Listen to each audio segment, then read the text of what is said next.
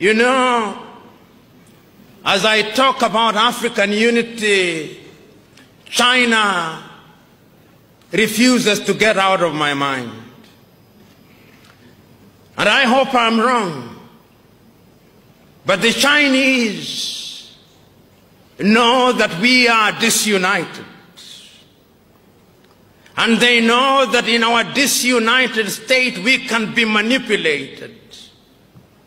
And they are in the process of manipulating us. So today, there is not a single African country in which the Chinese have not built a stadium. They think we love stadia. There is not a single African country in which they are not building some roads. The Chinese are capable of delivering 3 types of qualities of the things they do. Quality number 1, they take to the United States of America and Europe. Quality number 2, they take to their fellow Asian countries, including India. Quality number 3, which is at the very bottom, they dump in Africa, and the Africans consume them gleefully.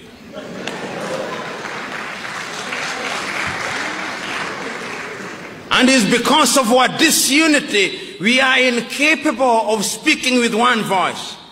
You know, many times when I look at Ghana, the Ghanaian president, whom I respect, is invited to Beijing to negotiate with Beijing, as indeed the Kenyan president would be, and the Burundi president, to negotiate with Beijing on a bilateral basis. And when they invite African leaders, they humor them, complete with guards of honor and 21 gun salutes, so that they think that they are equal. But the Ghanaian economy's GDP is possibly 1/3 of the GDP of the city of Beijing. The Burundian economy is only $2 billion United States dollars, which is the same amount that an American professional boxer earns in 1 year. The economy of Benin is smaller than Coca-Cola's advertising budget for 1 year. In other words, African economies are Mickey Mouse economies which cannot compete. And because we are disunited, we are incapable of moving as one unit. The European Union wants to have what they call bilateral negotiations with Benin.